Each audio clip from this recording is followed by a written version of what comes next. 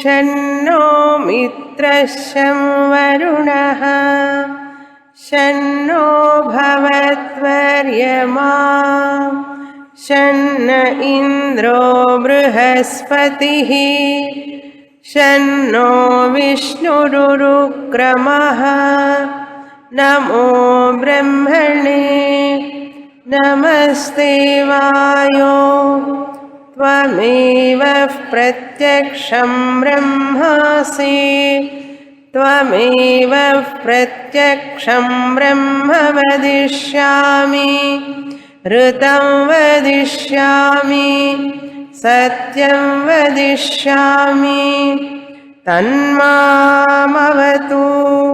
तद्वक्तारमवतु अवतु माम् अवतु वक्तारम् ॐ शान्ति शान्ति शान्तिः आरो अनुवाकम्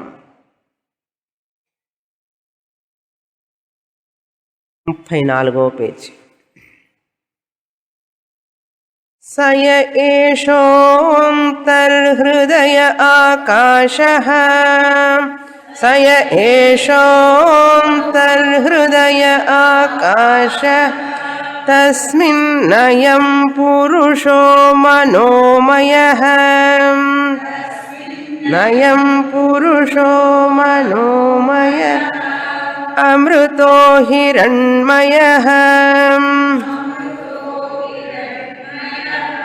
अंतरेण तालुके य एषस्तन इवावलम्बते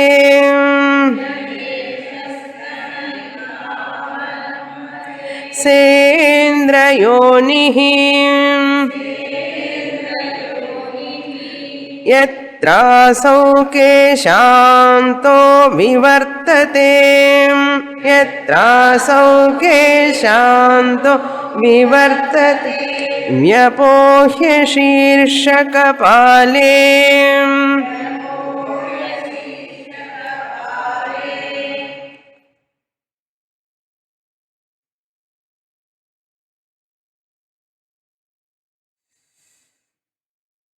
हृदयाकाशन उपासन हिरण्यगर्भ उपासन हृदयाकाश आलंबन पूर्वक हिरण्यगर्भ उपासन हिरण्यगर्भ అంటే సమష్టి సూక్ష్మ శరీరం అని అర్థం హిరణ్యం జ్ఞానం యస్మిన్ గర్భే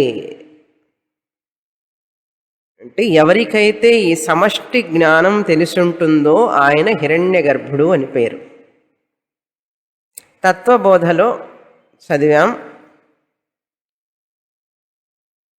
మన యొక్క మనస్సుకి ఇంద్రియాలకి అన్నింటికీ కూడా అనేక దేవతలు ఉన్నారు. ఒక్కొక్క దేవత ప్రతి ఇంద్రియానికి కళ్ళు, ముక్కు, చెవులు, కాళ్ళు, చేతులు, హస్తయోరింద్ర పాదయోర్విష్ణు, ఘ్రాణ రసన దేవత, గంధం పృథివీ దేవత, శ్రోత్రదేవత, దిగ్దేవత, చక్షుర్దేవత, సూర్య. ఈ దేవతలందరూ కూడా మన శరీరంలో అంశ ఉన్నది. ఆ అంశ ఉండడం వల్ల ఈ యొక్క శరీర భాగాలన్నీ కూడా పనిచేసి ఆ దేవతల అనుగ్రహం వల్ల మనం చూడగలగటం, వాసన చూడగలగటం, రుచి చూడగలగటం, శబ్దం వినగలగడం, ఇవన్నీ ఆ దేవతల అనుగ్రహం వల్ల జరుగుతున్నది. 5 కర్మ ఇంద్రియాలు ఉన్నాయి. వాక్ దేవత అగ్ని.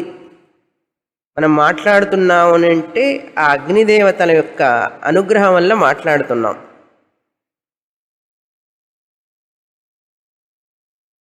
అదేవిధంగా కర్మ ఇంద్రియాలు, జ్ఞాన ఇంద్రియాలు 5 కలిపి 10 ఇంద్రియాలు. మనస్సు, బుద్ధి, చిత్తం, అహంకారం వీటన్నిటికి కూడా దేవతలు ఉన్నారు. మనసో దేవత చంద్రమాహ. అట్లా ప్రతి ఒక్క దానికి 17 రకాలైనటువంటి ఉన్నాయి మనలో. మనస్సు, బుద్ధి, చిత్త, అహంకారం. ఈ జ్ఞానేంద్రియాలు, కర్మ ఇంద్రియాలు, ప్రాణాలు వీటన్నిటికీ కూడా అధిష్టాన దేవతలు ఉన్నారు మన శరీరంలో. ఆ దేవతల అనుగ్రహం వల్ల పనిచేస్తున్నామంటే ఈ దేవతలందరూ కూడా హిరణ్య గర్భుడి క్రింద ఉన్నారు.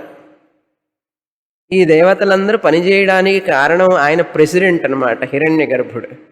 వీళ్ళందరూ మినిస్టర్స్ లాంటి వాళ్ళు, చీఫ్ మినిస్టర్లు, ప్రైమ్ మినిస్టర్ లాంటి వాళ్ళు. ప్రెసిడెంట్ లేకపోతే వీళ్ళందరూ ఏం ఉండదు కదా. అట్లాగే ఆ హిరణ్య గర్భుడే వీళ్ళందరినీ ఒక చోట పెడితే ఆయన హిరణ్య గర్భుడు అవుతాడు. అది సమష్టి అన్నాం. సమష్టి అంటే అన్నీ కలిపితే సమష్టి. సముద్రం సమష్టి. మన ఇంట్లో ఉన్న బకెట్లో నీళ్లు వ్యష్టి. నీళ్లు ఒకటే, నీళ్లు ఒకటే. సముద్రంలో ఉన్న నీరే ఆవిరయ్యి పైకి వెళ్ళి వర్ష రూపంలో క్రిందికి వచ్చి మళ్ళీ ఆ నీరు మనం ఉపయోగిస్తున్నాం. మన ఇంట్లో అనేక పాత్రల్లో అనేక జలం, అన్ని రకాలుగా జలం ఉన్నది అంటే అవన్నీ వ్యష్టి అంటాం దాన్ని. మన ఇంద్రియాలన్నీ వాటి శక్తి అంతా కూడా దేవతలందరూ కూడా బకెట్లో నీళ్లు లాంటి వాళ్ళు.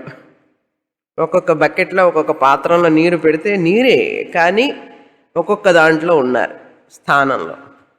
అదే సముద్రం అయితే అదే నీరు సముద్రం. ఆ సముద్రంలో నుంచి వచ్చిన జలమే కదా మన ఇంట్లో ఉన్నది. ఇప్పుడు సముద్రంలో నుంచి వచ్చిన జలమే వర్ష రూపంలో వచ్చి అక్కడ రెడ్ హిల్స్లో వాళ్ళు పట్టుకొని వాళ్ళు మనకు వదిలిపెడితే పైపు ద్వారా మన ఇంటికి వచ్చిన తర్వాత మనం నింపుకుంటాం అన్ని పాత్రల్లో. అదేవిధంగా హిరణ్య గర్భుడు సముద్రం లాంటి వాడు. మన శరీరం ఏమిటంటే ఇంట్లో పాత్రలో జలం లాంటి వాడు అనమాట అర్థం. ఇలా చెప్తే అర్థమవుతుందని మీకు చెప్పా. లేకపోతే హిరణ్య గర్భుడు అంటే మనకేం అర్థమవుతుంది? సముద్రాన్ని సమష్టి అంటాం. ఇంట్లో ఉన్న బకెట్లో ఉన్న నీళ్లు, ఈ తొట్లో ఉన్న నీళ్ళు ఇవన్నీ కూడా వ్యష్టి అంటాం. ఆ పరిధిలో ఉంటే వ్యష్టి అంటాం. అదే సమష్టిగా ఉంటే, పూర్తిగా ఉంటే, మొత్తం రిపాజిటరీగా ఉంటే దాన్ని సమష్టి అంటాం. మ్యాక్రో, మైక్రో అంటారు. దీన్ని మైక్రో, దాన్ని మ్యాక్రో అంటారు. ఇది ఏక్రో అండి అంటే ఏక్రో కాదు, మ్యాక్రో అంటే సమష్టి, మైక్రో అంటే వ్యష్టి. నేను వ్యక్తిని వ్యష్టి అంటారు. వ్యక్తిగతంగా అంటారు చూడండి, వ్యక్తిగతంగా ఇండివిజువల్లీ అది వ్యక్తి, వ్యష్టి. కనుక ఈ వ్యక్తి అనేవాడు, వ్యష్టి అనేవాడు ఏం గ్రహించాలని చెప్తోంది శాస్త్రం? నువ్వు సమష్టిలో నుంచి వచ్చావని తెలుసుకో అన్నారు. నీకు సమష్టి ఆధారం, ఆ దేవతలందరూ ఆధారం. ఆ దేవతలందరూ కూడా హిరణ్య గర్భుడి మీద ఆధారపడి ఉన్నారు. ఆయన సమష్టి, ఆయన్ని ధ్యానించు అన్నారు. ఆయనని ధ్యానించు. ఆ హిరణ్య గర్భుణ్ణి ఎక్కడుంటాడు? ఆ హిరణ్య గర్భుడు అంటే నీ శరీరంలోనే ఉన్నాడు. అందుకే మనం స్నానం చేసేటప్పుడు దీనికి ఉదాహరణ ఏమిటంటే, హిరణ్య గర్భుడు ఎక్కడో ఉన్నాడు కానీ మనం కనపట్టం లేదు కదా. ఇక్కడ హృదయంలో, ఆకాశంలో ఉన్న స్థలంలో ఆయన్ని ధ్యానించమంటుంది ఉపనిషత్. ఎలాగైతే మనం స్నానం చేసేటప్పుడు ఈ కార్పొరేషన్ నీళ్లు, మురికి నీరు పోసుకుంటూ గంగే యమునే చైవ గోదావరి సరస్వతి నర్మదే సింధు కావేరి జలేస్మిన్ సన్నిధిం కురు అంటాను చూడండి. ఇదే గంగాజలం, ఇదే ఎందుకంటే గంగాకు ఋషికేశ్ పోయి హరిద్వార్ పోవడం కుదరదు. రోజు ఎక్కడ పోతామండి? అందుకని దీపావళి రోజు గంగా స్నానం అంటారు. ఎక్కడికి పోతాం గంగా స్నానానికి మనం? కనుక ఇక్కడే ప్యాకెట్లు అమ్ముతాడు వారు, గంగా స్నానం అది ఏమో నీళ్ళు తెలియదు, ఇక్కడ గంగా జలం అని అమ్ముతారు. అది తీసుకొని స్నానం చేస్తాం. గంగేచ యమునే చైవ గోదావరి సరస్వతి అందరూ ఇందులోనే ఉన్నారు. ఎందుకంటే ఆ నీళ్లే కదా ఇవి. ఆ నదులన్నీ మళ్ళీ సముద్రంలో కలిసి సముద్రంలో నుంచి మళ్ళీ వర్ష రూపంలో వస్తుంది, అక్కడే కదా భావన అన్నారు. గంగేచ యమునే చైవ గోదావరి సరస్వతి నర్మదా సింధు కావేరి అస్మిన్ జలే సన్నిధి. నీకెల్లా అందరూ ఇక్కడికి వచ్చి ఉండండి అని అడుగుతున్నాం. భావన అలా అనుకొని చేస్తే ఏమవుతుందంటే మన శరీరం, మనస్సు శుద్ధమైపోతుంది. శుద్ధమైపోతుంది. మురికి నీళ్ళైనా పర్వాలేదు. అవి కార్పొరేషన్లో వచ్చే నీళ్ళు ఏమంటే తెల్లగా ఉంటాయి, అవి ఉండవు కదా. అయినప్పటికీ కూడా భావన వల్ల ఏమవుతుందంటే పవిత్రమైపోతుంది మనసు. అదేవిధంగా ఆ హిరణ్య గర్భుణ్ణి తలుచుకోవడం చూడడం చాలా కష్టం. అందుకని శాస్త్రం చెప్తోంది, ఇక్కడ నీ హృదయ స్థానంలో ఆయన తలుచుకో, అలా ఉపాసన చెయ్యి, ఇక్కడ ఉన్నాడు ఆయన అన్నారు అని చెప్పిందే. అలా ఉపాసన చేయడం వల్ల ఏమిటి ఫలం వస్తుందని కూడా చెప్పారు. తర్వాత సయ ఏషో అంతర్హృదయ ఆకాశ తస్మిన్ అయం పురుష 34వ పేజీలో మనోమయ, మన మనస్సులోనే ఉన్నాడు. మన మనస్సు ఎక్కడుంది? హృదయంలో ఉంది, ఇక్కడ ఉన్నాడు. అమృతో హిరణ్మయ, ఆయనే హిరణ్య గర్భుడు, జ్ఞానస్వరూపుడు. అన్ని ఇంద్రియాలు పనిచేయడానికి, జ్ఞానాన్ని పొందడానికి ఆయనే ఆధారం అని చెప్పి అలా ఉపాసన చేసినప్పుడు ఆ ఉపాసకుడు మరణకాలంలో ఎక్కడికి ప్రయాణం చేస్తాడు అన్నాడు. దానివల్ల ఏమిటి ఫలితం అంటే బ్రహ్మలోకానికి వెళతాడు ఆ ఉపాసకుడు. మళ్ళీ కుక్క, బల్లి, నల్లి, పిల్లిలాగా పుట్టకుండా, అంతే కదా, ఉపాసన చేస్తే హీన జన్మలు ఎత్తకుండా, మళ్ళీ మనుష్య జన్మ మనిషి గర్భంలో పడకుండా బ్రహ్మలోకానికి వెళ్ళి బ్రహ్మ పదవిని పొందుతాడు అన్నాడు. ఊరికి తలుచుకుంటేనేనండి, చూడండి ఎంత ఫలితం ఉందో. అలా తలుచుకొని మనస్సులో భావిస్తేనే ఎంతో పుణ్యం వచ్చి అంతరేణ తాలుకే ఏష స్తన ఇవావలంబతే సేంద్ర యోని యత్రాసౌ కేశాంతో వివర్తతే వ్యపోహ్య శీర్షక పాలే. ఇది శుక్లగతి ప్రయాణం. సూర్యద్వారేణ తే విరజా ప్రయాంతి అనేది. ఈ ఉపాసకుడు హృదయ ఆకాశంలో హిరణ్య గర్భుణ్ణి తలుచుకొని ఉపాసన చేసిన అతడు మరణ సమయంలో ఏమవుతుందట? అతని ప్రాణం ఈ సుషుమ్న నాడి ద్వారా బ్రహ్మరంధ్రం గుండా ప్రయాణం చేస్తుంది. అతని యొక్క జీవాత్మ అన్నారు. అతని యొక్క ప్రాణం ఇటు నుంచి ప్రయాణం చేస్తుంది. ఎలా వెళుతుందంటే అంతరేణ తాలూకే, ఇక్కడ అంగిలి మధ్యలో ఉన్నటువంటి కొండనాలిక ఉంది చూసారా, ఆ కొండనాలిక ద్వారా సుషుమ్న నాడి అలా పైకి వెళుతుంది, బ్రహ్మరంధ్రం దగ్గరికి, కపాలం దగ్గరికి వెళుతుంది. అంతరేణ తాలూకే య ఏష స్తన ఇవావలంబతే. ఆ గోవుకి గనక స్తనములు ఎట్లా ఉంటాయో అలా ఉంటుందట ఈ మధ్య భాగంలో. అక్కడ సుషుమ్న నాడి అట్నుంచి వెళుతుందట. స్తన ఇవావలంబతే స ఇంద్రయోని, అదే శుక్లగతికి మార్గం అన్నారు. ఇంద్రయోని అంటే శుక్లగతి. శుక్లగతి అంటే ఆ శుక్ల మార్గంలో వెళ్ళేటప్పుడు దేవతలందరూ నిల్చొని ఉంటారట. రండి రండి, మీరు చాలా మంచి ఉపాసన చేశారు, మీకు వెల్కమ్ రెడ్ కార్పెట్ వేసి మమ్మల్ని పూలు జల్లుతూ పిలుస్తారనమాట. ఏ హే హీతి ఆహవయంతి అన్నారు. రండి రండి రండి అని పిలుస్తారట. మీరు ఉపాసన చేశారు కదా, ఆ ప్రకాశంగా ఉంటుందట ఆ మార్గం అంతా కూడా, మంచి వెలుగుతో ఉంటుందట, చీకటిగా ఉండదు. అందుకని శుక్లం అంటే ఏమిటి? తెలుపు అని అర్థం. తెలుపుకు ప్రకాశం అని అర్థం. ప్రకాశమైన మార్గంలో ప్రయాణిస్తాడు ఈ ఉపాసకుడు అన్నారు శుక్లగతి ద్వారా. ఎత్ర అసౌ కేశ అంతః వివర్తతే.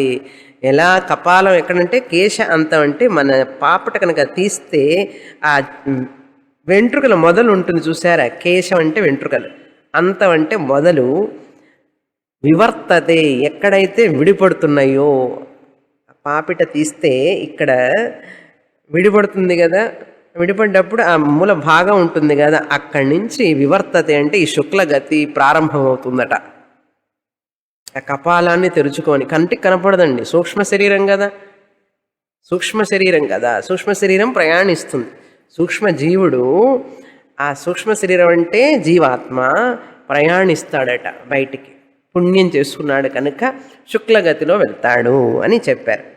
వ్యపోహ్య శీర్ష కపాలే. శీర్ష కపాలం అంటే మన కపాలం అంటే మీకు తెలుసు, శీర్ష కపాలం అంటే తల ఎత్తి మీద ఉన్నటువంటి భాగాన్ని చీల్చుకొని, అందుకని అక్కడ ఏదైనా క్రాక్ ఉన్నదాన్ని చూస్తారు చనిపోయిన తర్వాత. వీడి క్రాక్ అయితే వాడికి ఇక్కడ క్రాక్ ఎట్లా వస్తుంది కదా, వీడు ఏదైనా మంచి పనులు చేస్తుంటే కదా అందుకని అందరికీ రాదండి.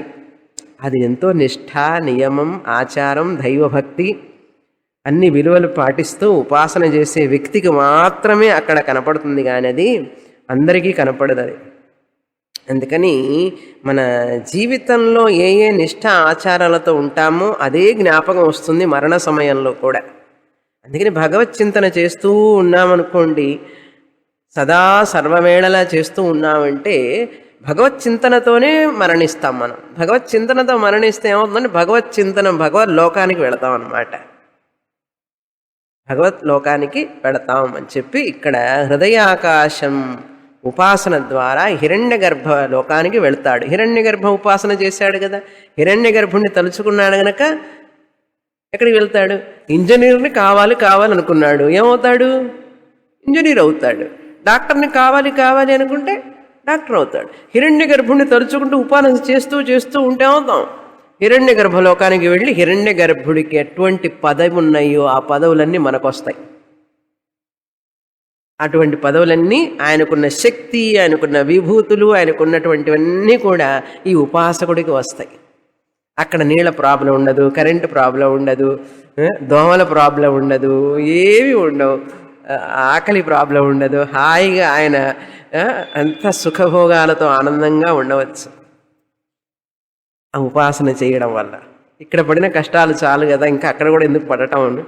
అందుకని ఇక్కడ చేసుకునే పుణ్యకర్మలే మనకు మళ్ళీ మళ్ళీ సుఖాన్ని ఇవ్వడానికి కారణం. చెడు ఆలోచనలు కానీ, చెడు పనులు కానీ, చెడు వార్తలు కానీ మాట్లాడామంటే చెడుగానే వెళ్ళిపోతుంది జీవితం మళ్ళీ అని చెప్పి మన వాళ్ళు ఏది మాట్లాడతావో, ఏది వింటావో, ఏది చేస్తావో అవన్నీ కూడా నీకు కర్మఫలంగా మళ్ళీ నీ దగ్గరికే వస్తాయి నాయన, ఎక్కడికి పోవు అన్నారు. మనం చేసే పనులని మనం డిపాజిట్ చేసుకుంటున్నాం. ఎట్లాగైతే మీరు డబ్బులు సంపాదించి బ్యాంకులో డిపాజిట్ వేస్తారు, మీరు డిపాజిట్ వేస్తే ఎవరండి ఖర్చు పెట్టేది? మీరే కదా ఖర్చు పెడతారు. ఎవరన్నా తీస్తే వాడు ఒప్పుకుంటాడా? సైన్ సరిగ్గా లేదండి, మళ్ళీ పెట్టండి అంటాడు వాడు. చూసారా? మనం సంపాదించి మనం బ్యాంకులో వేస్తే మనమే ఖర్చు పెట్టుకుంటున్నాం. అదేవిధంగా మనం చేసిన కర్మలన్నీ కూడా మనమే డిపాజిట్ చేసుకుంటున్నాం బ్యాంకులో. ఆ కర్మల ఫలమే మనం మళ్ళీ మళ్ళీ అనుభవిస్తూ ఉంటాం. అందుకని శాస్త్రం చెప్తుంది, ఇప్పుడు కర్మయోగం చెయ్యి, ఉపాసన చెయ్యి, దైవ కార్యాలు చెయ్యి, చేసిన పాపాల గురించి తలుచుకోవాకు. అవన్నీ కడిగేసుకోవాలి అంటే పొరపాట్లు చేసుంటావేమో, అది నీకు తప్పని తెలుసు, చేసింది తప్పని నీకు తెలుసు. ఆ చేసిన దానికి ప్రాయశ్చిత్తంగా ఇప్పుడు జపం తపం చెయ్యి, కనీసం ఇప్పుడు పూజ అవన్నీ చెయ్యి. చేస్తూ ఉంటే నీకు అవన్నీ తొలగిపోతాయి అన్నారు. ఆ పాపాలు తొలగిపోయి నీకు పుణ్యం వస్తుంది. పుణ్యం వల్ల బ్రహ్మలోకానికి వెళతావు అని ఇక్కడ వరకు చూసాం క్రిందటిసారి. తర్వాత ఈ యొక్క ఉపాసన వల్ల ఏమిటి ఫలం అనేది, ఏ ఏ ఫలాన్ని పొందుతాడు అని చెప్తున్నాడు. ఎక్కడ ప్రతిష్ఠుడవుతాడు ఈ ఉపాసకుడు, ఎందులో లీనమవుతాడు, ఆ లీనమైన విషయం ఎలా ఉంటుంది అని చెప్తున్నారు. తర్వాత పేజీ. భూరిత్యగ్నౌ ప్రతితిష్ఠతి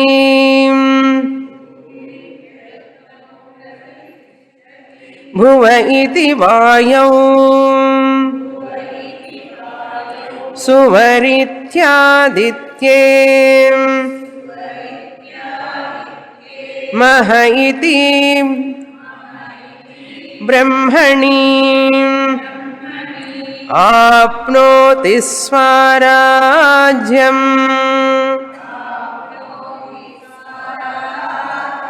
ఆప్నోతి మనసస్పతిం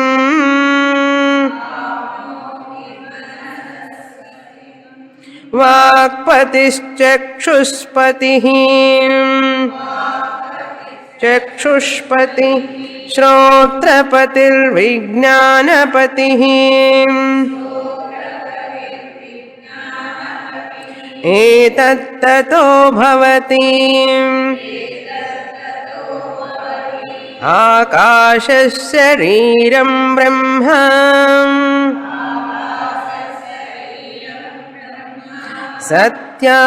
సత్యాత్మ ప్రాణారామం మన ఆనందం సత్యాత్మ ప్రాణారామం మన ఆన శాంతి సమృద్ధమమృతం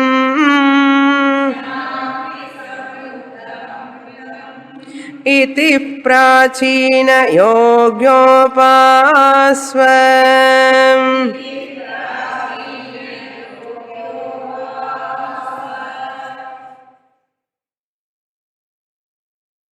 హిరణ్యగర్భ ఉపాసకుడు మరణించిన తర్వాత ఏమవుతాడు అని చెప్తాను. నేను ఊరికి టూకీగా చెప్పాను మీకు. నేను చెప్తే ఎట్లా, ఉపనిషత్తు చెప్పాలి కదా మీకు. అందుకని ముందే మీకు పిక్చర్ ఇచ్చానన్నమాట. అది విశేషంగా చూస్తాం ఇప్పుడు ఇక్కడ. భూహు ఇతి, ఈ భూహు భువః సువః మహః వ్యాహృతులు అని చెప్పాను కదా, అవి గుర్తున్నాయా? ఆ భూహు భువః సువః వ్యాహృతి ఉపాసన చేసిన వ్యక్తి, ఉపాసకుడు, ఆ హృదయంలో ఆ హిరణ్య గర్భుణ్ణి ధ్యానించిన వ్యక్తి ఆ లోకాలకు వెళతాడు అని చెప్తున్నారు. భూహు ఇతి, ఈ ప్రకారంగా పరమాత్మ ప్రతిపత్తి మార్గాన్ని పొందినవాడు అని అర్థం. ఆ శుక్లగతి మార్గాన్ని పొందినవాడు. భూహు ఇతి అగ్నౌ ప్రతితిష్ఠతి. భూహు అనే వ్యాహృతి రూపమైనటువంటి అగ్నియందు, ఆ అగ్నిదేవతయందు ఉంటాడు. ప్రతితిష్ఠతి అంటే చేరతాడు, ఉంటాడు, నివసిస్తాడు అని అర్థం. భూ అనే వ్యాహృతి యందు నివసిస్తాడు, ఐక్యమవుతాడు అని అర్థం. భువః ఇతి వాయవు, భువః అనే వ్యాహృతి యందు వాయునందు, భువః అంటే వాయువు ప్రతితిష్ఠతి.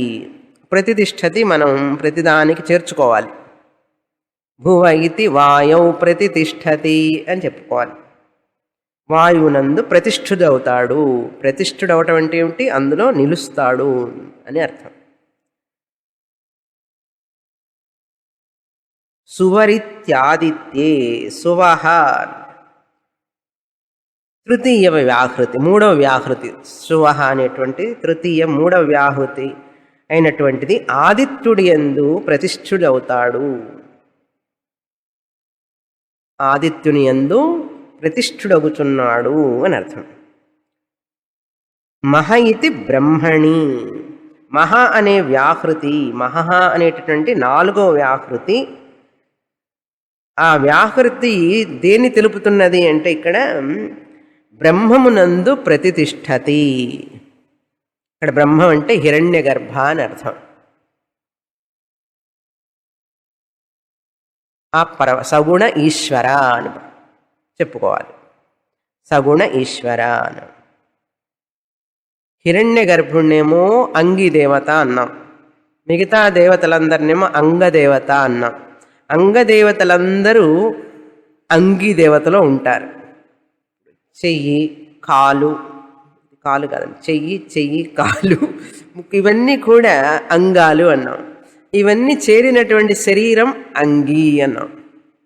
సో అంగములన్నీ కలిపితే కదా శరీరం, అంగి అంటాం. ఇది శాస్త్ర పదం. వ్యష్టి, సమష్టి ఇవన్నీ కూడా శాస్త్రంలో చెప్పినటువంటి పర్యాయ పదాలు.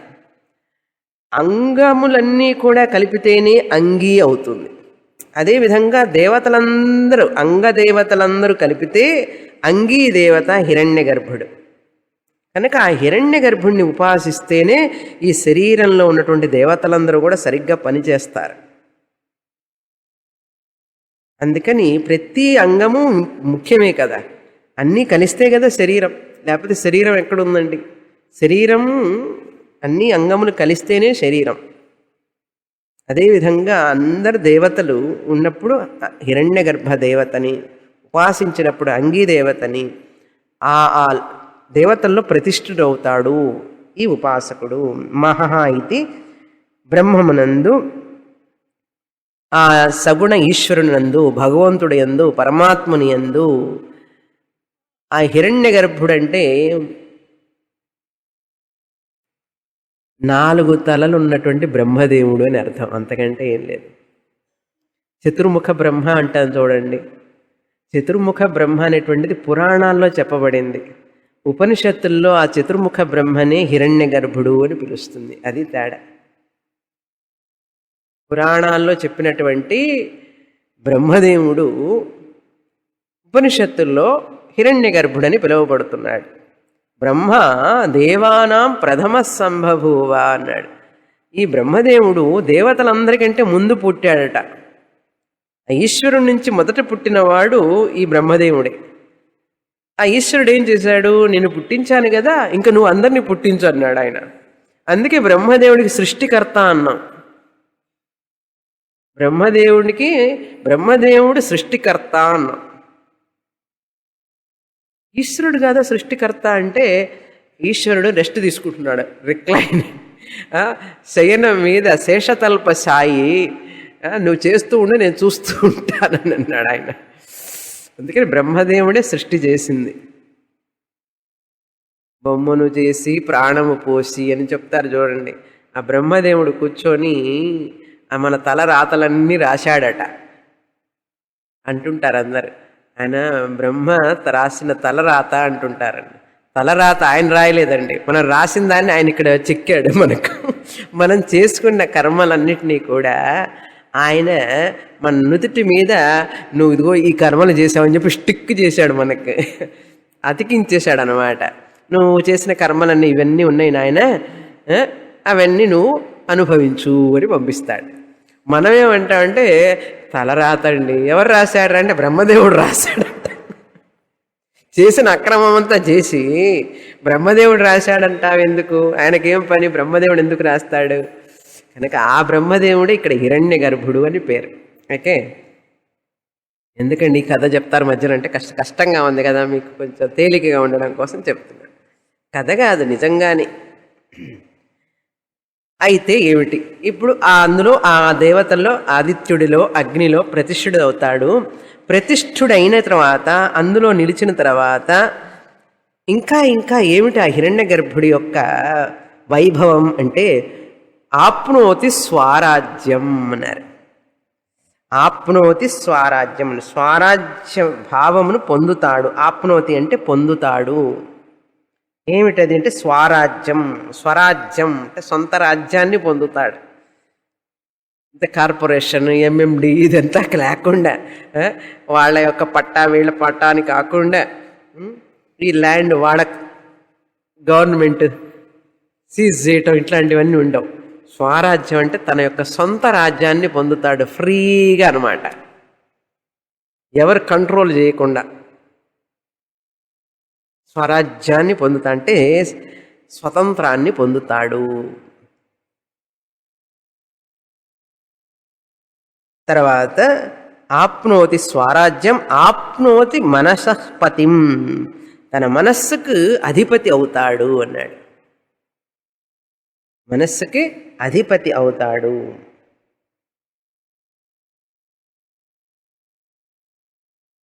ఆధిపత్యం అని అర్థం. పతి అంటే అధిపతి, ఆధిపత్యం, సావరనిటీ అంటారు ఇంగ్లీష్లో. సావరనిటీ అంటే పవర్ అనమాట, కమాండ్ అనమాట. మనస్సుకు పతి అవుతాడు, మనస్సుకు దాసుడు కాకుండా మనస్సుకు పతి అవుతాడు. ఇప్పుడు ఏమిటి ఇక్కడ దాసులం మనస్సుకి. అదే ఆ దేవతల ఉపాసన చేసి హిరణ్య గర్భ పదవిని పొందితే మనస్సుకు మనం అధిపతులం అవుతాం, మనస్సు మన చేతుల్లో ఉంటుంది అని అర్థం. వాక్పతి, వాక్కుకు కూడా పతి అవుతాడు అంటే అధిపతి అవుతాడు. చక్షుష్పతి, చక్షువుల కళ్ళకు కూడా నేత్రాలకు కూడా అధిపతి అవుతాడు. అధిపతి అవుతాడంటే ఏమిటి అర్థం? ఒక శరీరంలో ఉంటే ఆ శరీరంలో మాత్రమే, ఆ కన్నుకు మాత్రమే తను బాధ్యుడు. కానీ హిరణ్య గర్భుడు అంటే సమష్టి కదా, కనుక అధిపతి అంటే అన్ని నేత్రాలు కూడా ఆయన పర్యవేక్షణలో ఉంటాయి, అన్ని వాక్కులు ఆయన పర్యవేక్షణలో ఉంటాయి. ఎవరు? ఆ ఉపాసకుడి పర్యవేక్షణలో ఉంటాయి అని అర్థం అధిపతి అంటే. ఈ కళ్ళు, ముక్కు, చెవులు ఇవన్నీ కూడా మనస్సు, అన్ని మనసులు ఆయన ఆధిపత్యంలో ఉంటాయి. ఇప్పుడంటే ఒక మనస్సుకే మనం కాసేపు కంట్రోల్ చేస్తాం, కాసేపు కంట్రోల్ చేయలేకపోతాం. కానీ అలా కాదు, అన్ని మనసులు నా చేతిలోనే ఉంటాయి అన్నారు. ఇప్పుడు అన్ని నదులు సముద్రంలో ఉన్నాయా లేవా? ఇక్కడైతే పొంగుతాయి కాస్త ఉంటేనే. ఈ నదులన్నీ చూడండి, కృష్ణా నది, గోదావరి నది అన్నీ పొంగుతూ ఉంటాయి. సముద్రంలోకి పొమ్మనండి, పోయిన తర్వాత ఏమవుతాయి? పొంగుతాయా? అందులో కలిసిపోతాయి. కలిసిపోయిన తర్వాత ఆ సమస్త సమష్టి భావాన్ని పొందుతాయి. అట్లాగనమాట. శ్రోత్రపతి, ఈ చెవుల శబ్దానికి, శ్రవణ ఇంద్రియానికి కూడా అధిపతి అవుతాడు. విజ్ఞానపతి, విజ్ఞాన అధిపతి అవుతున్నాడు. బుద్ధి అన్నమాట, దానికి కూడా అధిపతి. తర్వాత ఏతత్తతో భవతి అన్నారు. తతః తర్వాత, వీటన్నిటికీ అధిపతి అయిన తర్వాత, తతః తర్వాత, ఏతత్ అంటే ఇప్పుడు చెప్పబోయేటటువంటిది తర్వాత వచ్చేది. ఇంతవరకు చెప్పిన తర్వాత, ఏతత్ ఆకాశ శరీరం, ఆకాశ శరీరం బ్రహ్మ ఇది భవతి. ఆకాశ శరీరం అంటే ఆకాశము వలె సూక్ష్మ శరీరము పొందుతాడు. ఈ శరీరాన్ని వదిలిపెట్టేశాడు కదా, ఇవన్నీ వెళ్ళిపోతూ ఉన్న ఇంద్రియాలన్నీ కలిసి సూక్ష్మ శరీరంలో ఉపాసకుడు ప్రయాణం చేస్తున్నాడు శుక్లగతిలో. ప్రయాణం చేస్తూ చేస్తూ హిరణ్య గర్భలోకానికి వెళ్ళిన తర్వాత అక్కడ ఒక సూక్ష్మ శరీరాన్ని ఇస్తాడు దేవుడు, ఇంకొక సూక్ష్మ శరీరాన్ని. ఆ శరీరంలో ఉంటాయి, ఈ ఉపాసకుడు ఆ శరీరంలో ఉంటాడు. సూక్ష్మ శరీరంలో కంటికి కనపడదన్నమాట, అంతటి సూక్ష్మ శరీరంలో ఉంటాడు. ఆ శరీరం ఉన్నప్పుడు ఎలా ఉంటాడు అని చెప్తున్నారు ఇప్పుడు. సూక్ష్మ శరీరాన్ని పొంది ఆకాశము వలె అని అర్థం. ఆకాశ శరీరం అంటే మనకు ఆకాశం కనపడుతుందండి, చోటు కనపడుతున్నదా? చోటు ఉందా లేదా? ఉన్నది. మరి కంటికి కనపడదే ఉంటే, కంటికి కనపడటం లేదు కనుక లేదంటారా? లేదంటే మీరు ఎట్లా కూర్చున్నారు ఇక్కడ? ఉన్నది, కంటికి కనపడదు. అంటే ఎలా ఉండాలి? కంటికి కనపడకుండా సూక్ష్మంగా ఉన్నది అని అర్థం. అదేవిధంగా ఈ ఉపాసకుడు కూడా ఆకాశం లాంటి కనపడనటువంటి సూక్ష్మ శరీరంలో ఉంటాడు అని అర్థం. అందుకనే మన వాళ్ళు నమ్ముతారు ఏమిటి, వీళ్ళు మరణించిన తర్వాత ఎక్కడికో పోయి ఉంటాడు, ఎక్కడో ఉండుంటాడు, పాపం ఎక్కడున్నాడో ఏమో, ఎట్లా ఉన్నాడో ఏమో, తింటున్నాడో లేదో, నిద్రపోతున్నాడో లేదో అనుకుంటాం, మనం నమ్ముతాం. మన హిందూ ధర్మశాస్త్రంలో ఏం చెప్తారంటే, జీవుడు ఈ శరీరాన్ని వదిలిపెట్టినా కూడా, ఈ యొక్క శరీరాన్ని వదిలిపెట్టినా కూడా ప్రయాణిస్తూనే ఉంటాడు అని చెప్తామా లేదా? ఆ నమ్మకం ఉంది మన. అది ఇతర మతాల్లో కూడా ఉన్నది, కానీ మన మతంలో ఇంకా ఎక్కువ. కనుక ఈ శరీరం వదిలిపెట్టినంత మాత్రం ఎక్కడికి పోవండి మనం. అందుకని దిగులు పడాల్సిన పని లేదు. నెక్స్ట్ బాడీ బుక్ అయిపోయింది అందరికీ, మీకు కాదు, మీరందరూ జీవన్ముక్తులు కదా. నెక్స్ట్ బాడీ కావాలనుకుంటే మీ ఇష్టం, వద్దంటే ముక్తులే, జీవన్ముక్తులు. అందుకని మన కర్మలన్నింటినీ కూడా నిష్కామంగా చేస్తూ వాటిని వదిలిపెట్టేసాం అనుకోండి, ఆ ఫలాన్ని, మనకి మళ్ళీ శరీరం ఉండదు. నేను చేస్తున్నాను, నాది నాది, నేను, నా వాళ్ళు నేను చేస్తున్నా, అహం మమకారం ఉంటే మళ్ళీ శరీరం వస్తుంది. ఆ కొబ్బరికాయలో కొబ్బరి ఎండిపోయిన తర్వాత కురిడి అవుతుంది చూసారా, కురిడి ఇలా ఊపండి, టక్ టక్ టక్ శబ్దం వస్తుంది. అట్లా కావాలి మనం. ఈ శరీరం అనే కొబ్బరికాయలో ఉంటూనే ఆ లోపల సూక్ష్మ శరీరం కురిడిలాగా కావాలి, ఎటువంటి అభిమానం లేకుండా. పచ్చి కొబ్బరి తీయాలంటే ఎంత కష్టం చూడండి. అందుకని మన అహంకారం, మమకారం కూడా పచ్చి కొబ్బరి లాంటిది. అది శరీరానికి అంటుకొని గట్టిగా, నా శరీరం, నా శరీరం, మా అబ్బాయి, మా అమ్మాయి, మా మనవరాలు, మా మనవుడు అనేటువంటి అహంకారం, మమకారం, నా ఇల్లు, నా కారు, నాది నాది అనేటువంటి ఈ మమకారం ఉన్నంతసేపు మళ్ళీ శరీరంలో పడతాం. అది పచ్చి కొబ్బరి లాంటిది. ఎందుకంటే దానికి పెంకుతో ఇంకా విడిపడలే, అది బాగా పక్కం అయిపోయి ఎండిపోవాలి లోపల వైరాగ్యంతో.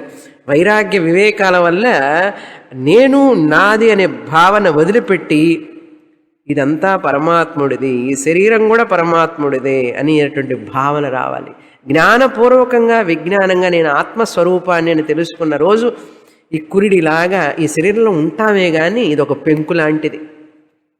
పాము దాని చర్మాన్ని వదిలిపెడితే అహిర్నిర్వయని అంటారు దాన్ని బృహదారణ్యక ఉపనిషత్తులో. పాము తనక చర్మాన్ని వదిలిపెడితే చూసారా, వదిలిపెట్టిన తర్వాత నా శరీరం చూస్తుంటుంది, అది నా చర్మం అని చెప్పి దానికైనా అభిమానం ఉంటుందా? వదిలిపెట్టినప్పుడు దాని మీదనే ఉంటుంది కానీ దాన్ని పట్టించుకోదు అది. అదేవిధంగా పాము దాని యొక్క చర్మాన్ని వదిలిపెట్టినట్టుగా మన ఈ యొక్క శరీరం మీద అభిమానాన్ని వదిలిపెట్టాలి. చనిపోయిన తర్వాత కాదండి, ఇప్పుడే. చనిపోయిన తర్వాత వదిలిపెట్టేదేముంది, అందరూ వదిలిపెడతారు, అప్పుడు వదిలిపెట్టి తీరతాం. అసలు చనిపోయే మాట అంటేనే భయం స్వామిని, నేను క్లాసుకు రానంటే. అందుకని ఇటు చాలామంది తగ్గిపోయినారు జనం. దానికి ధైర్యం ఉండాలి. కొంతమందికి అది వినడమే ఇష్టం ఉండదు. అందుకని ఏదన్నా శివయాత్ర జరుగుతుంటే అటు చూస్తుంటే ఇడిపోతాడు వాడు. అమంగళం అంటారు. శాస్త్ర ప్రకారం అది అమంగళం కాదు, వాళ్ళ చుట్టూ ప్రదక్షిణం చేస్తే చాలా పుణ్యంట. అది ప్రేతాత్మ భగవంలో లీనమై ఉంటుంది కనుక అది మంగళం అని చెప్పంటారు. కనుక ఇవన్నీ కూడా వినేటప్పుడు ధైర్యంగా వినడం నేర్చుకోవాలి. అంతేగాని భయపడి ఇంట్లో కూర్చున్నంత మాత్రాన మరణం రాకుండా ఉంటుందా ఏమిటి? అందుకే మన వాళ్ళు చెప్తారు, కుక్క వెంపడి పడుతూ ఉంటే పరిగెట్టాం అనుకోండి వచ్చి కాలు పట్టుకుంటుంది. కోతి అయినా అంతే, కుక్క అయినా అంతే కదా. అని ఇట్లా చూసామంటే పారిపోతుంది. అందుకని మృత్యు అని భయపడే వాళ్ళకి తొందరగా మృత్యు వస్తుంది. భయపెడుతూ ఉంటుంది వాడిని. చనిపోయేది ఒకసారి అయితే వాడిని ప్రతిక్షణం చంపుతుంది అది మృత్యు. మృత్యువా అదేమిటి అసలు? ఆ మృత్యు అనేది శరీరానికి. ఈ శరీరం వస్తుంది పోతుంది, ఈ పాత శరీరం పాతబడిపోయింది పోతుంది, ఇంకో శరీరం నాకేంటి అని అనుకోవాలి. అలా ధైర్యంగా ఉన్నవాడికి ఆ మృత్యు భయమే ఉండదు అస్సలు. కనుక ఈ సూక్ష్మ శరీరాన్ని పొందిన తర్వాత ఎటువంటిది ఆ సూక్ష్మ శరీరం? మూర్తం సత్యాత్మ అని అన్నారు ఇక్కడ. సత్యాత్మ అంటే మూర్తము అమూర్తము, కంటికి కనపడేటటువంటిది కంటికి కనపడనటువంటిది అన్నారు. సత్యాత్మ అంటే కంటికి కనపడి కనపడనటువంటిది.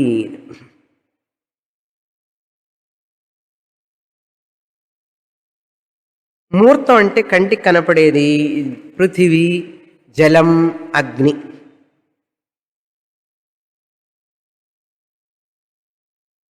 కంటికి కనపడనటువంటిది వాయు, ఆకాశం. అమూర్తం. మూర్త అమూర్తం.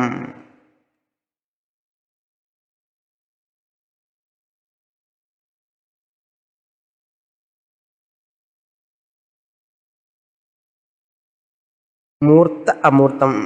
సత్ మూర్తం ప్రపంచం, త్యత్ అమూర్త ప్రపంచం. సత్యం ఇరుకులే దాన్ని ఇట్లా విభజించాలి, సత్ త్యత్ అని. అగ్ని, పృథివీ, జలం కనపడేటటువంటివి సత్. త్యత్ అంటే అమూర్తం కనపడినటువంటిది ఆకాశ, వాయు. రెండు కలిపితే సత్యం. సత్యాత్మం ఎవరి శరీరం అయితే కనపడి కనపడకుండా ఉంటుందో అన్నారు. అలా ఉంటుందట ఉపాసకుడు యొక్క శరీరం కూడా. ప్రాణారామం ప్రాణములందను క్రీడించువాడు అన్నాడు. ప్రాణములందు క్రీడిస్తూ ఉంటాడట. అన్ని పంచప్రాణాలు ఉన్నాయి కదా, ఆ ప్రాణాలన్నిటి కూడా అన్నింటిని యందు ఆయన క్రీడిస్తూ ఉంటాడట ఆ ఉపాసకుడు. ప్రాణారామం అన్నారు.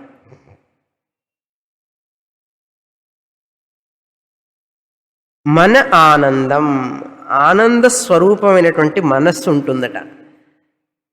ఎప్పుడూ ఆనందంగా ఉంటుందట ఆ మనస్సు. ఆనంద స్వరూపం మన ఆనందం.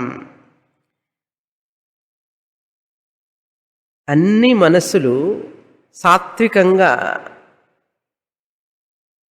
ఇప్పుడు మన మనస్సు బాగలేదంటే మనస్సు లోపం కాదు, అది మనం పెంచుకున్నటువంటి రాగద్వేషాల వల్ల మనస్సు బాధపడుతోంది. కానీ మనస్సు బేసికల్లీ బై ఇట్స్ నేచర్ ఇది ఆనంద స్వరూపం.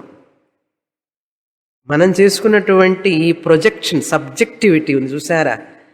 మన యొక్క కళ్ళద్దాలు పెట్టుకొని చూసామనుకోండి, పచ్చ కళ్ళద్దాలు పెట్టుకొని చూస్తే లోకం ఎట్లా కనపడుతుంది? పచ్చగా కనపడుతుంది. అదేవిధంగా మన మనసులో రాగద్వేషాలు కోపతాపాలు పెట్టుకుంటే ఆ మనస్సు రూపంగా చూస్తే అన్నీ అలాగే కనపడతాయి.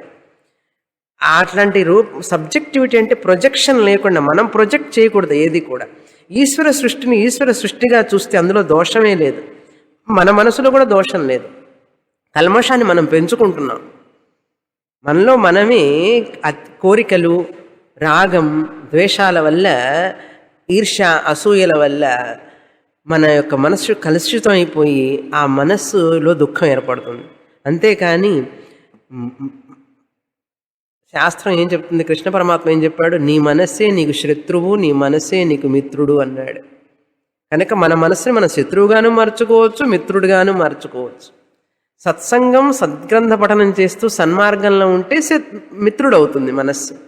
ఈ 2, 3 లేకుండా మనకు దుర్జనులతో అంటే దుస్సాంగత్యం, ఆ పఠనం పుస్తకాలు అవన్నీ చూస్తుంటే స్టార్ డస్టులని చదువుతూ, లోకల్ మ్యాగజైన్లని చదువుతూ ఉంటే ఏం మనస్సు శుద్ధంగా ఉంటుంది మనిషికి. దైవ చింతన, దైవ ప్రార్థన, సత్సాంగత్యం, మంచి వాళ్ళతో సాంగత్యం ఉంటే మంచి మనస్సు, మంచి ఆలోచనలు వస్తాయి. అలా లేకుండా ఎప్పుడు డబ్బుల గురించి ఆలోచించేవాళ్ళు, ప్రాపంచిక విషయాల గురించి ఆలోచించేవాళ్ళు, డబ్బు డబ్బు డబ్బు డబ్బు అంటారు. ఇల్లు, కారు, వాకిలి తప్ప వాళ్ళకి వేరే ఆలోచన ఉండదు. అట్లాంటి వాళ్ళకి అవతల వాళ్ళని చూసి ఇంకా ఈర్ష్య, అసూయలు పెరుగుతుంటాయి. వాళ్ళతో సహవాసం చేస్తే మనకు అవే ఆలోచనలు వస్తాయి. కాబట్టి మనసుని ఆనందంగా మలుచుకోవడానికి మార్గాలు చెప్పింది శాస్త్రం. మన ఆనందం అన్నాడు. ఈ ఉపాసకుడు మనస్సు యొక్క ఆనంద స్వరూపాన్ని అనుభవిస్తూ ఉంటాడు. మన ఆనందం శాంతి సమృద్ధం, శాంతిని సమృద్ధిగా అనుభవిస్తూ ఉంటాడు.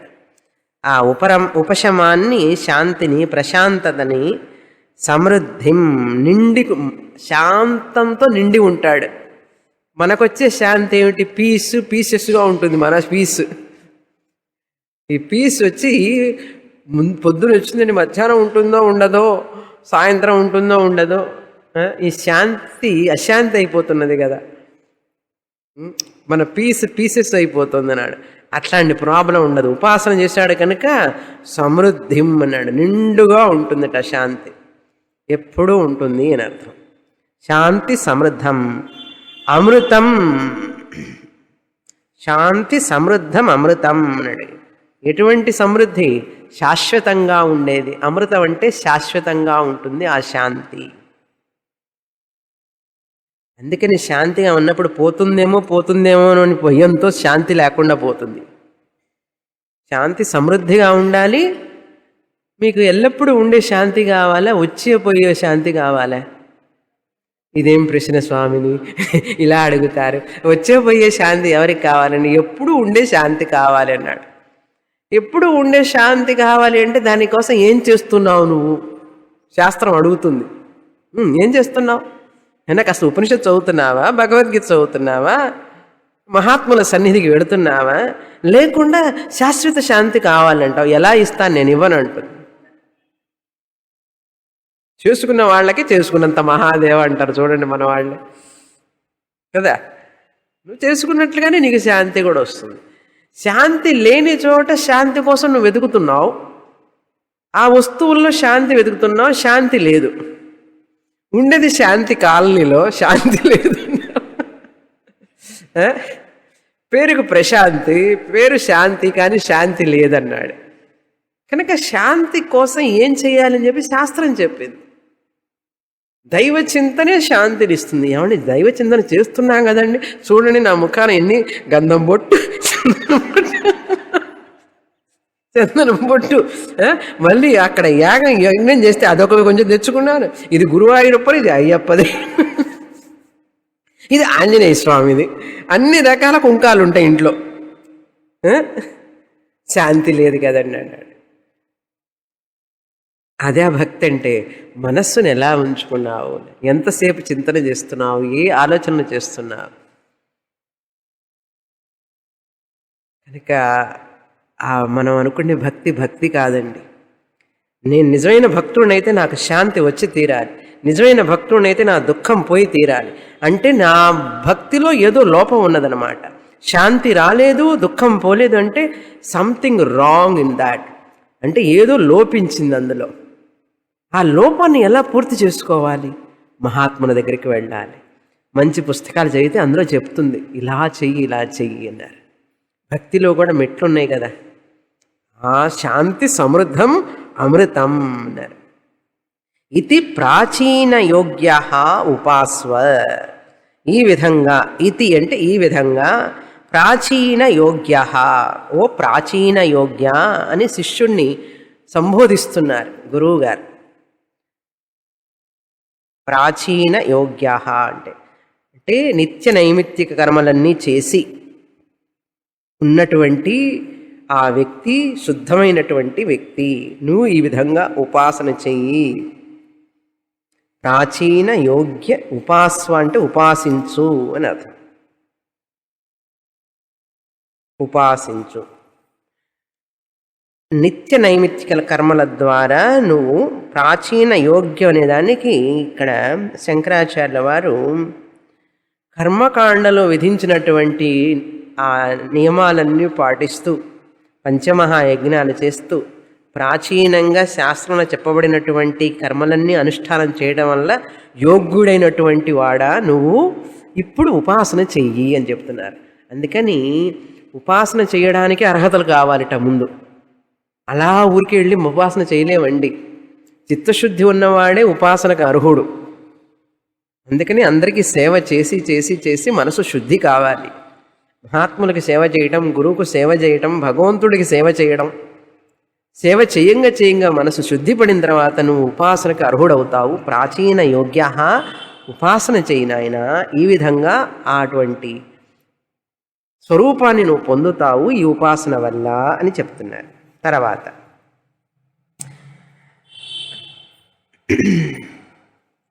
7వ అనువాకం. పృథివ్యంతరిక్షం ద్యౌర్దిశో వాంతరదిశాః. పృథివ్యంతరిక్షం ద్యౌర్దిశో వాంతరదిశాః. అగ్నిర్వాయురాదిత్యశ్చంద్రమా నక్షత్రాణి. అగ్నిర్వాయురాదిత్యశ్చంద్రమా నక్షత్రాణి. ఆప ఓషధయో వనస్పతయ ఆకాశ ఆత్మా. ఆకాశ ఆత్మ ఇత్యధిభూతం. అథాధ్యాత్మం ప్రాణో వ్యానోపానముదానః సమానః. వ్యానోపానముదానః సమానః. చక్షుశ్రోత్రం మనోవాక్త్వక్.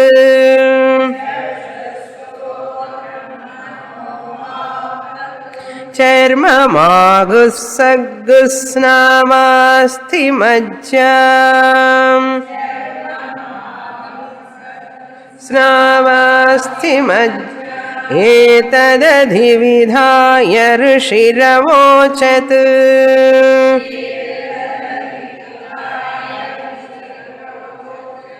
పాంకం వా ఇదగం సర్వం.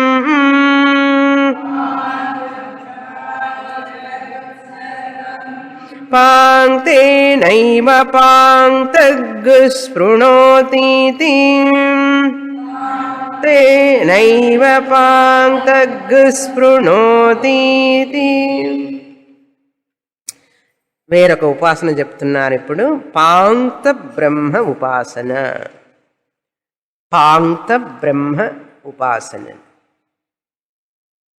సో హృదయాకాశ ఉపాసన అయిపోయింది. పాంక్తం అంటే 5 ఉన్నారు. పాంక్తం అంటే 5, 5తో కూడినటువంటిది అని అర్థం. 5తో కూడినటువంటిది. ఏమిటది అంటే భూతపాంక్తం మొదట మూడు పాంక్తాలు చెప్తున్నారు. భూతపాంక్తం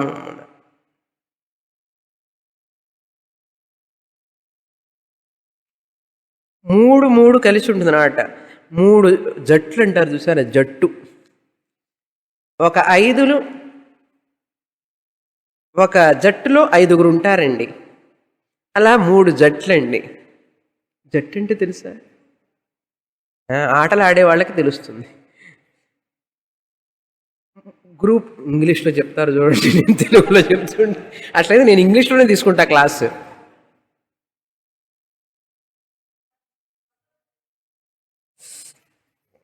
నేను ఇంగ్లీష్లో మాట్లాడితే మీరు నాకు తెలుగు చెప్పాలి. జట్టు, ఒక జట్టులో 5గురు ఉంటే ఒక పాంక్తం అండి. అలా 3 జట్లండి. బాహ్యమైనటువంటి పాంక్తం, బయట ఉన్నటువంటి పాంక్తం అన్నారు. ఏమిటి ఆ 3 జట్లంటే, మొదటిది అది భూతపాంతం అన్నారు. అంటే ఈ యొక్క భూతాలకు సంబంధించినటువంటిది, పంచభూతాలకు సంబంధించినటువంటిది. మొదటి పాంక్తం లోకపాంక్తం. లోకపాంక్తం 5 లోకాలు కలిపితే ఒక పాంక్తం, అదొక జట్టు. వాళ్ళందరూ ఒక జట్టు అండి, లోకాలన్నీ ఒక జట్టు. తర్వాత 2 దేవతాపాంక్తం. దేవతాపాంక్తం 3 భూతపాంక్తం. అది భూతపాంక్తం. లోకపాంక్తం, దేవతాపాంక్తం, భూతపాంక్తం. ఇది మొదటి జట్టు. 3 జట్లు కలిపి భూతపాంక్తం అంటాం. బాహ్యపాంక్తం, బాహ్యం అంటే బయట ఉంటాయి ఇవన్నీ కూడా. అదేవిధంగా అధ్యాత్మ పాంక్తం వేరు, శరీరంలో ఉండేటటువంటి పాంక్తాలు 5 జట్లు, 5 కలిపి ఒక జట్టు. 3 జట్లు ఉన్నాయి శరీరంలో. అవేమిటి అంటే, మొదటిది వాయుపాంక్తం. వాయుపాంక్తం. పాంక్తం ఎలా రాసుకుంటారు మీ ఇష్టం. పాంక్తం పా రాసి 0 పెట్టి, గా రాసి తకారం రాసి 0 పెడితే పాంక్తం. ఇది ఈజీ తెలుగు అండి, నేను కష్టమైన తెలుగు చెప్పడం లేదు. పాంక్తం అంటే అది వేరే తెలుగు. ఇంకా స్వచ్ఛమైన తెలుగుకి వెళ్ళాలంటే ఇది రాస్తే చాలు. పా దీర్ఘపా 0 గకారం కాఖగా, కాఖ 3గా, తకారం 0 పక్కన. ఎలా వస్తుందండి చదవండి. పాంక్తం. పాంక్తం. శరీరంలో ఉన్నటువంటి పంచ ప్రాణాలు కలిపి వాయుపాంక్తం మొదటి జట్టు శరీరంలో. ఇంద్రియాలు కలిపితే 5 ఇంద్రియాలు ఇంద్రియ పాంక్తం. 3వ జట్టు ధాతుపాంక్తం. ధాతుపాంక్తం ఏమిటి, వాటి పేర్లు తెలుసుకోవాలి మనం ఇప్పుడు. పాంక్త ఉపాసన అన్నాం కదా. ఇప్పుడు మొదట లోకపాంక్తంలో పృథివీ అంటే భూమి, అంతరిక్షం అంటే అంతరిక్షలోకం. అంతరిక్షలోకం తెలుసు కదా, ఆ పై లోకానికి భూలోకానికి మధ్యలో ఉండేది అంతరిక్షలోకం. ద్యౌహు స్వర్గం, దిశ 4 దిక్కులు. 5వది అవాంతర దిశాహ అంటే 4 దిక్కులకు మధ్యలో ఈశాన్యం, నైరుతి, వాయవ్యం అని 4 దిక్కులు ఉంటాయి. మెయిన్ దిక్కులు తూర్పు, పడమర, ఉత్తరం, దక్షిణం అయిన తర్వాత ఈశాన్యం మూలాలన్నమాట. 4 మూలలు. ఈశాన్యం, నైరుతి, వాయువ్యం, లైక్ దట్. అవన్నీ కలిపితే అవాంతర దిశాహ. ఈ 5 కలిపితే ఒక పాంక్తం. దీన్ని మొత్తం కలిపి లోకపాంక్తం అన్నారు. పృథివీ, అంతరిక్షం, ద్యౌహు, దిశ, అవాంతర దిశ. టెక్స్ట్ కూడా పక్కన పెట్టుకున్నది. అవాంతర దిశ 5 లోకపాంక్తం. తర్వాత దేవతాపాంక్తం 5 దేవతలు. అగ్నిదేవత ఫైర్. అగ్ని అంటే అగ్ని, దానికి ట్రాన్స్లేషన్ ఏంది? మీరు ఫైర్ అని చెప్పకండి నాకు. అగ్ని అంటే నిప్పు. ఓకే, అగ్నిదేవత. వాయుదేవత గాలిదేవత. వాయుదేవత 2. 3 ఆదిత్య దేవత సూర్యుడు. చంద్రమాహ చంద్రదేవత. నక్షత్రాణి నక్షత్రాలు. ఇవన్నీ ఎక్కడున్నాయి? శరీరంలో ఉన్నాయా, బయట ఉన్నాయా? బయట ఉన్నాయి కనుక ఇవన్నీ కూడా బాహ్యమే, పాంక్తం. వీటన్నిటి కూడా దేవతాపాంక్తం అన్నారు. నా 5 దేవతల్ని కలిపి దేవతాపాంక్తం. 3వ జట్టు భూతపాంక్తంలో ఆపహ నీరు, ఓషధయ అంటే చిన్న చిన్న ఇవి ఉంటాయి కదా, ఏమంటారు? ఓషధయ అంటే చెట్లు, చిన్న చిన్న మూలికల చెట్టు, మూలిక చెట్లు. వనస్పతయ అంటే పెద్ద పెద్ద చెట్లు. వనస్పతయ అంటే పెద్ద చెట్లు అని. చిన్నవంటే పొదలు. పొదలు అమ్మా, తెలుగు నేర్చుకుంటా. పొదలు, చెట్లు. తర్వాత ఆకాశ అంటే ఆకాశ, ఈ ఆకాశం ఉంది కదా, ఇదంతా కూడా చోటు. ఆత్మ విరాట్. ఆత్మ అంటే విరాట్. ఈ మొత్తం చూసే మొత్తం కూడా విరాట్ అంటారు. ఇదేనే ఆత్మ అన్నారు. ఇవందరు కలిపితే భూతపాంక్తం. 3వ జట్టు. ఇది ఇవన్నీ కూడా ఇది భూతపాంక్తం, అధిభూతపాంక్తం అని అయిపోయింది. అధిభూతం అంటారు దీన్ని మొత్తాన్ని కలిపి. సమష్టి బాహ్య పాంక్తం అని అర్థం. తర్వాత అధ్యాత్మం. అథ అధ్యాత్మం, అథాధ్యాత్మం. ఇప్పుడు అని అర్థం. అథ ఇంతవరకు అధిభూతం చెప్పాము, ఇప్పుడు అధ్యాత్మం చెప్పబోతున్నాము అన్నారు. ఏమిటవి అంటే ప్రాణ, వ్యాన, అపాన, ఉదాన, సమాన. ఈ ప్రాణాల పేర్లండి. 5 ప్రాణాలు ఉన్నాయి మనలో. ఏమండి, ఒకటే కదా ప్రాణం ఉన్నాయి? 5 ప్రాణాలు ఉన్నాయి. చెప్పాను 5 ప్రాణాలు ఏవేంటో. ముందు రాసుకోండి లిస్టు, తర్వాత చెప్తాను. ప్రాణ 1, వ్యాన 2, అపాన 3, ఉదాన 4, సమాన 5. పంచప్రాణాలు కలిపి వాయుపాంక్తం అన్నారు. తర్వాత కళ్ళు, చక్షు అంటే కళ్ళు, శ్రోత్రం చెవులు, మనః మనస్సు, వాక్, వాక్ అంటే మాట, పలుకు, స్పీచ్ అంటాం. త్వక్ అంటే చర్మం. ఇవన్నీ కూడా ఇంద్రియాలు కదా. చక్షురింద్రియం, శ్రోత్రేంద్రియం, మన ఇంద్రియం, వాగింద్రియం, త్వగింద్రియం, ఇవన్నీ కూడా ఇంద్రియ పాంక్తం. 5 వచ్చినాయా? 5 ఇంద్రియ పాంక్తాలు. తర్వాత వచ్చేది ధాతు పాంక్తం. ధాతు అంటే ఏమేంటి? 5 చర్మం. త్వక్ చర్మానికి తేడా తెలుసా? చర్మం అనేది ఇది, ఈ భాగం. దీని స్పర్శ ఉంది చూసారా, అది త్వక్. ఇది చర్మం. చర్మం అనేది వేరు, స్పర్శ వేరండి. చర్మం ఉంటుంది కానీ ఒక్కోసారి స్పర్శ ఉండదు. అందుకే చెప్తున్నా, స్పర్శ అనేది త్వక్, చర్మం అనేది వేరు. దీన్ని చర్మం అన్నారు. తర్వాత 2 మాంసం. మాంసం ఉంది కదా, మాంసం. తర్వాత స్నావా అంటే కండరాలు.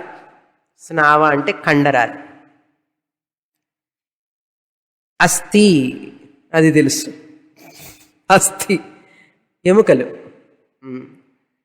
మజ్జ బోన్ మ్యారో అంటారు. ఎముకలకు మధ్యలో కొవ్వు అంటారు చూసారా, ఆ, అది మా ఎముకల మధ్యలో కొవ్వు పదార్థం ఉంటుంది, దాన్ని మజ్జ అంటారు.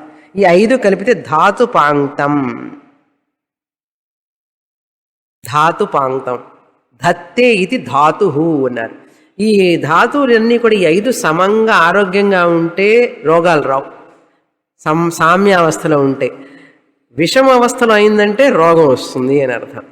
మనిషికి రోగం రావడానికి కారణం ఈ ధాతుల యొక్క వైషమ్యం అన్నారు. ఇది అధి మధ్య ఇవన్నీ కలిపి ఏం చేయాలి? ఏతత్ అధివిధాయ ఋషిరవోచత్. వీటినన్నిటిని చెప్పిన వాడు ఎవరు అంటే వేదం చెప్పింది అని చెప్పచ్చు, ఒక ఋషి చెప్పారు అని చెప్తారు. ఋషి అవోచత్, ఋషి దీన్ని వెల్లడించారు ఈ విధంగా 5 పాంక్తాలని. బాహ్యంగా 3 పాంక్తాలు, శరీరంలో 3 పాంక్తాలు, మొత్తం 6 పాంక్తాలు. ఈ విధంగా ఈ యొక్క వ్యష్టి సమష్టిని ఒకటిగా చేర్చి ఉపాసన చేయాలట. అవోచత్ పాంక్తం పాంక్తేన ఏవ స్పృణోతీతి పాంక్తం.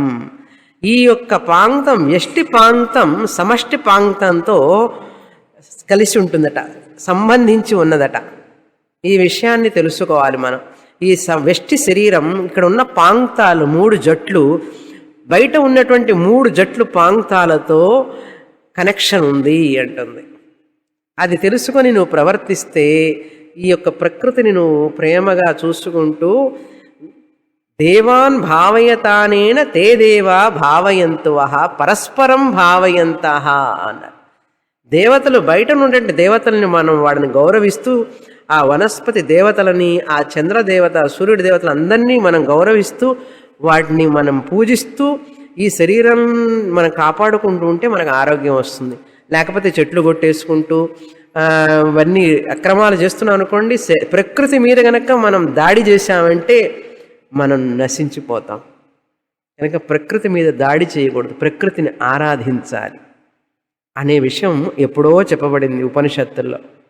ఇప్పుడు ఇదేం చెప్తారు? ఎకలాజికల్ బ్యాలెన్స్ అంటున్నారు, చూసారా? ఈ ఎకలాజికల్ బ్యాలెన్స్దా ఇది. పాంక్త ఉపాసన అంటే ఎకలాజికల్ బ్యాలెన్స్ అన్నారు. నీ యొక్క క్షేమం, నీ శరీర ఆరోగ్యం ఈ యొక్క విరాట్ ప్రపంచం మీద ఆధారపడింది. కనుక ఉన్న చెట్లని, సూర్యుడిని, చంద్రుణ్ణి, జలాన్ని, గాలిని కలుషితం చేయకూడదు. కలుషితం చేసుకొని ఎంత మోసపోతున్నాం ఇప్పటికీ. అందుకనే అనారోగ్యాల పాలవుతున్నాం. మనం ఆరోగ్యంగా ఉండాలంటే అవన్నీ కూడా జాగ్రత్తగా మనం రక్షించుకోవాలి. ఆ దేవతలు మనం రక్షిస్తే వాళ్ళు మనల్ని రక్షిస్తారు, ఆరోగ్యంగా ఉంచుతారు. లేకపోతే వాటర్ పొల్యూషన్, ఎయిర్ పొల్యూషన్, అన్ని pollution, mind pollution, all products whatever we are getting అన్ని కరప్టెడ్ అన్న ప్రొడక్షన్, అడల్టరేషన్ అన్నారు. ప్రాణానికే ముప్పు అన్నారు. కనుక ఇప్పుడేదో ఇకలాజికల్ బ్యాలెన్స్ ఇప్పుడు వచ్చింది కాదండి, ఎన్విరాన్మెంటల్ ప్రొటెక్షన్ అన్నారు. ఇవన్నీ వేదంలో ఎప్పుడో చెప్పబడినాయి, కానీ మనం ఎప్పుడో పుస్తకాలు మూసేసాం, అందువల్ల బాధపడుతున్నామన్నారు. మంచి నీళ్లు కొనుక్కుంటున్నామంటే అంతకంటే ఇంకేం కావాలి? మంచినీళ్ళు కొనుక్కోవడం ఏమిటండి అసలు? గాలి కూడా కొనుక్కోవాల్సి వస్తుందో ఏమో తర్వాత చూస్తాం. ఇంకా వివరాలు ఉన్నాయి ఇందులో, తర్వాత చూస్తాం. పూర్ణమద పూర్ణమిదం పూర్ణాత్ పూర్ణముదచ్యతే పూర్ణస్య పూర్ణమాదాయ పూర్ణమేవావశిష్యతే. ఓం శాంతి శాంతి శాంతి. హరి ఓం. శ్రీ గురుభ్యో నమః. హరి ఓం.